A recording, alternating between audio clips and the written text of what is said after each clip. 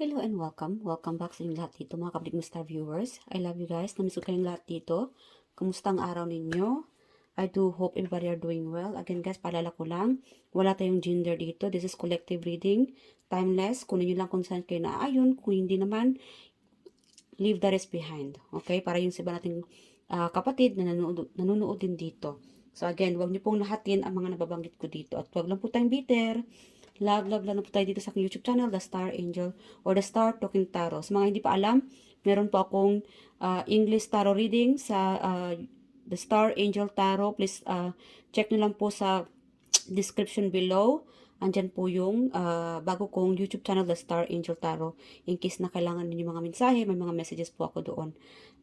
Yeah, please bear with me sa aking YouTube channel, The Star Angel Tarot, dahil English po iyon. So, yeah. Love lang po tayo. Spread the love and understand lang po mga kapatid, ano?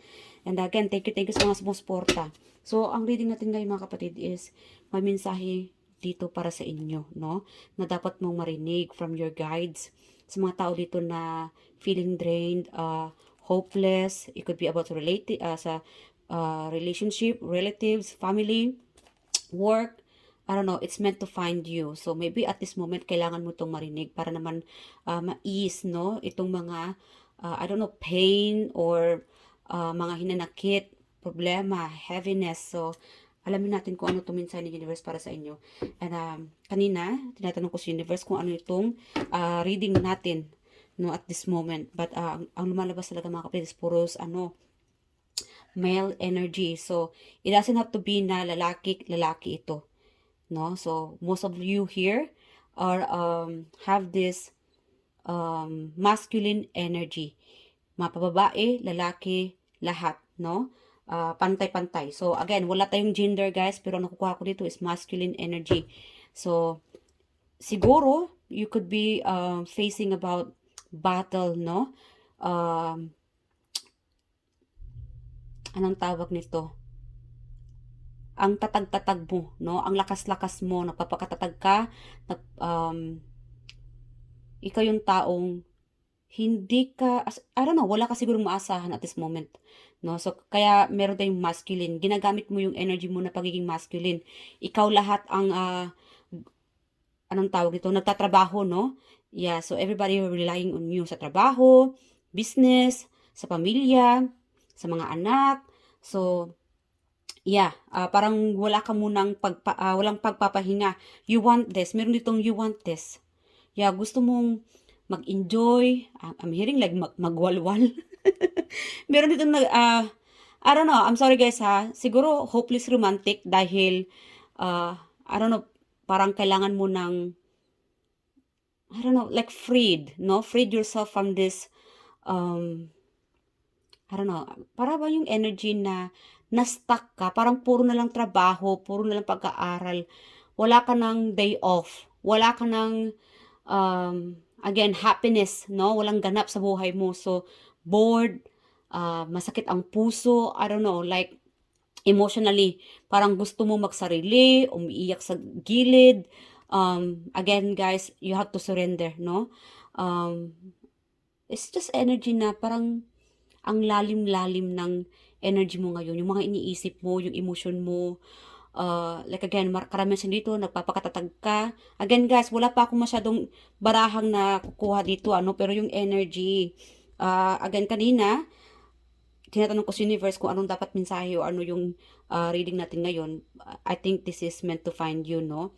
An energy na most likely masculine. Ginagamit mo yung pagiging masculine energy mo ngayon dahil kailangan mo masculine, like nagpapakatatag ka sa hirap, no? At ginhawa, para gumiginhawa ka rin ang iyong pamilya. Yes, ang iyong mga anak, marami kang sinusuportahan. Kaya nga ito sa isip-isipan mo, you need a break, yung iba dito, no? Kasi kailangan mo ng maging balanse. Siguro sabihin natin na gusto ko rin po na magkaroon ng day off, magpahinga, magliwaliw. Yung iba dito parang gusto mag-revenge. I don't know, nasaktan ka siguro. And para bang, like again, magwalwal, no? Malakas talaga dito yung magwalwal. I don't know why I'm getting this energy na parang gusto mo mag-revenge dahil nasaktan ka. Parang yung energy na bakit ikaw lang ba ang kayang gumagawa ng ganyan, no? Makapaghanap ng maganda or ang bilis mong nakapag-move on, naghanap ka na mas bata pa sa akin. Maybe you are dealing with like I don't know, so much emotion at this moment dahil I don't know, like, yung energy guys, mga kapatid, na masakit talaga sa'yo ang ginawa ng taong ito. I don't know. That's the energy that I'm getting. Like, parang gusto mong mag-isa, mag-inom mag-isa, take a day off. Again, guys, iba-iba ang sitwasyon ninyo, ano. So, meron naman dito, ang dami mong responsibilidad sa buhay. And I think you just want to take a break, no? Kaya lang walang oras. Kung pwede nga lang, gusto mong mag-inom, mag-party, manglalaki, mamabae, kaya lang meron to walang oras or siguro yung iba dito parang matagal nang hindi nagkaroon ng experience, no, ng mag-enjoy. Like again, mixed energy tayo dito mga kapatid. Meron dito sa inyo na hindi mo alam kung paano magsimula. Meron dito sa inyo na reminiscing, no, from the past na noon yung kabataan ko, nag-enjoy ako. Inuman dito, party doon, gala doon, pero ngayon, puro na lang trabaho. Kasi marami akong responsibilidad. I have to stay strong. Yeah, may mga tao dito siguro betrayal. Like again, nasaktan ka emotionally, imbalance. Wow. 7 of Cups. Lahat, no? An energy of competitive, betrayal. Yeah, ito minamahal mo itong mga tao ito. So, ang daming conflict, mga challenges, lahat kinaya mo. Kaya, siguro at this moment, mas pinili mo mag-isa. Yes, guys, please leave your comment below kung ikaw ito, ano. So, ikaw ito. Yeah, na whoever watch this reading, this is, again, guys, this reading is meant to find you. So, ang dami mong mga pinagdaanan. Yeah, I think at this moment, mag-isa ka muna, isolated, blocking, no? Ang dami mo mga tao, siguro sa Facebook, social media, sa work, mas nanatili kang manahimik, secluded, isolated, or binablock mo itong mga tao. Hindi lang isa, dalawa, marami.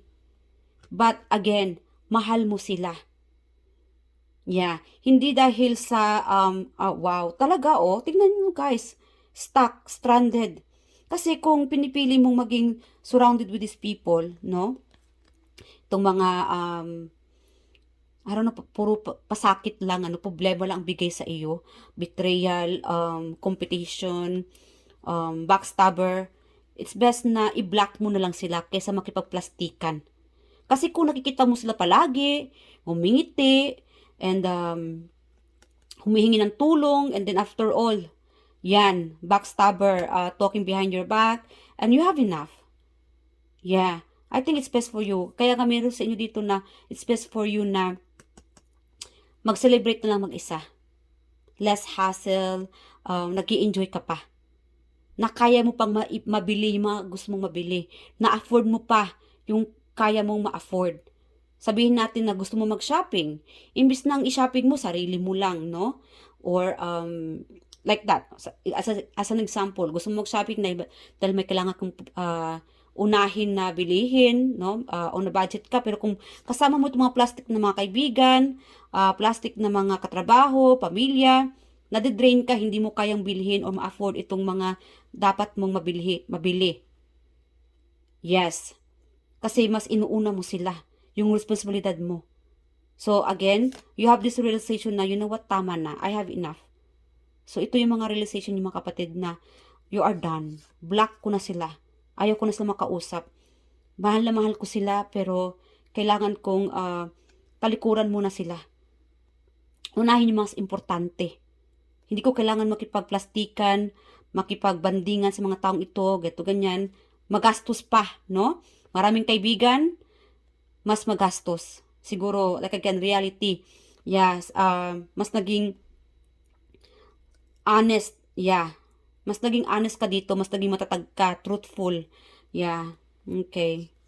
So again, reality strike, realization.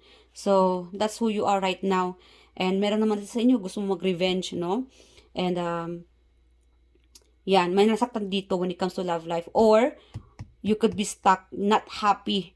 Yeah, sa work. It could be sa work, relationship, studies, na-stuck ka. And, the only thing that you are stuck is because, like again, mga tao sa paligid mo. Yeah.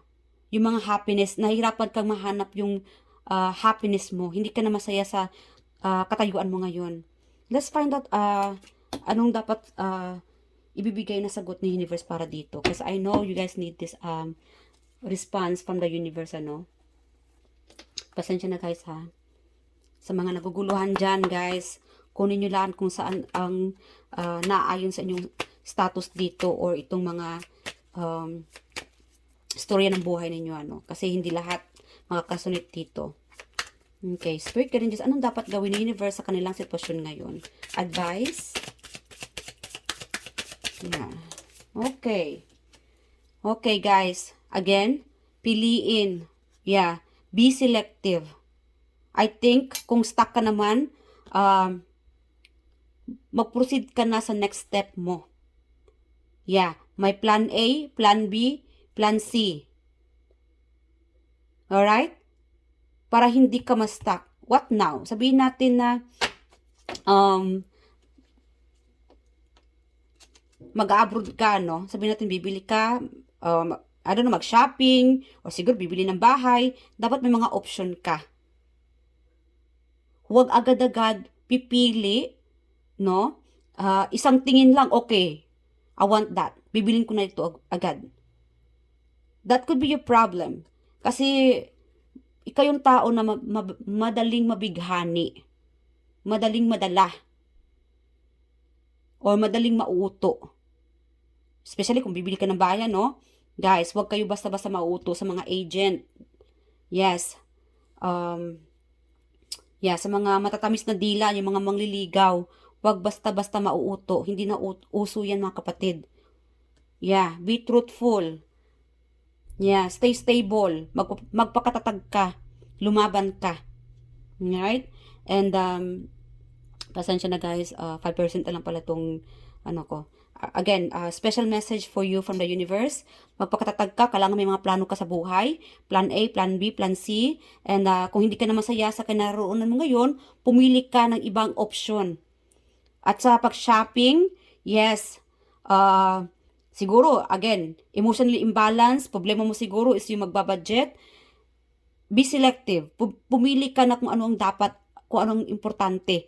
Lalo na sa mga friendship din. Be selective in choosing friends.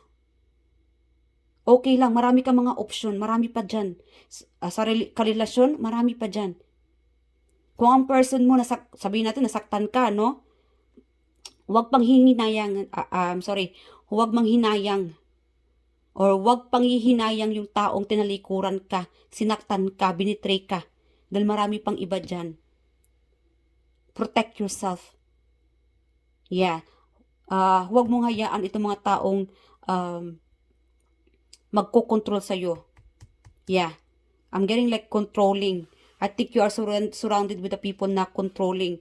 It's time to free yourself. You guys are truly beautiful inside out. Alright? So, yung may mga problema dyan, stranded, stuck, hindi masaya, ask the universe. Mag-pray ka. And yung iba dito, ito na yung sagot para sa inyo. Yes.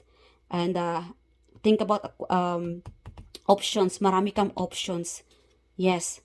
You can free yourself. Pakawalan mo ang sarili mo. It's time to heal. Marami ka pang options. Marami pa dyan. Again, kung hindi ka masaya, think about another option. Marami pa.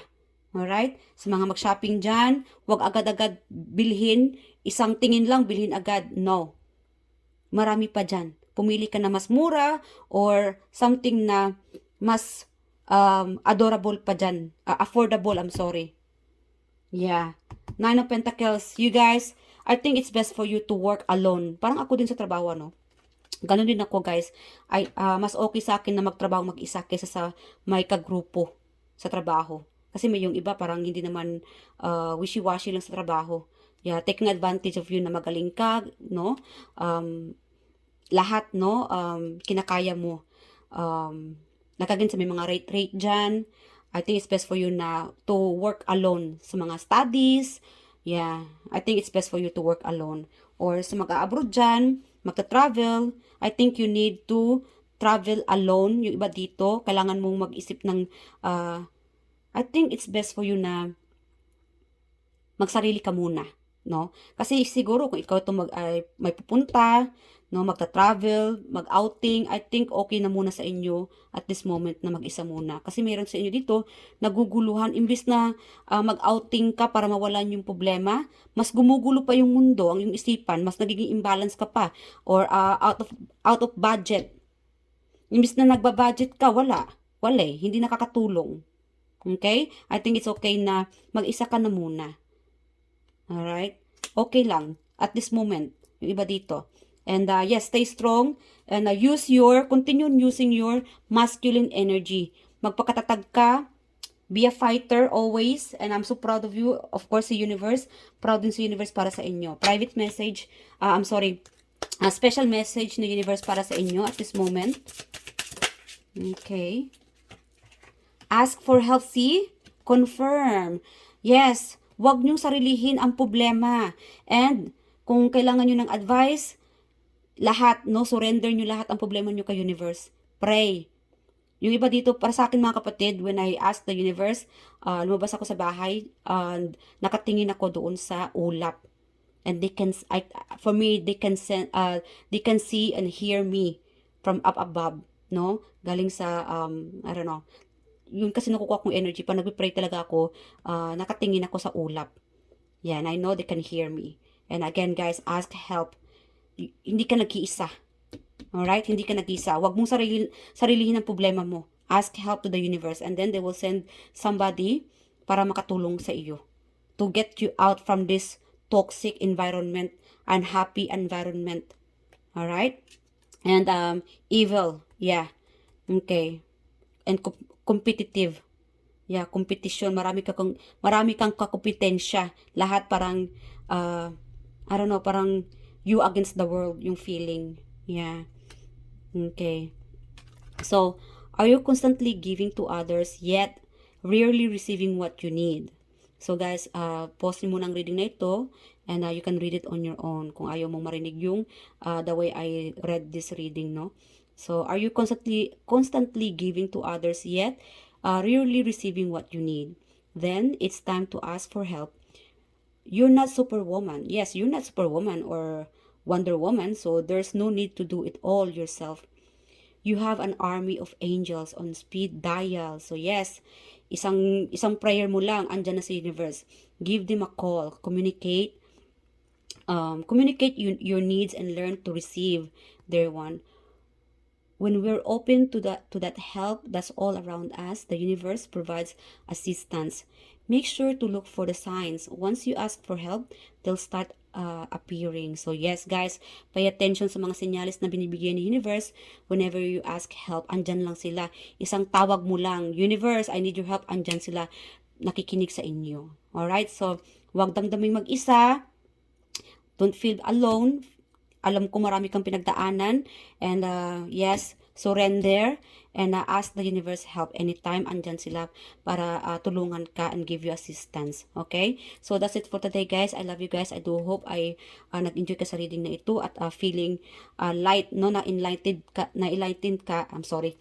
Na-enlightened ka sa reading na ito. So yes, I love you guys and mag-ingat kayo palagi and God bless. And thank you. Bye!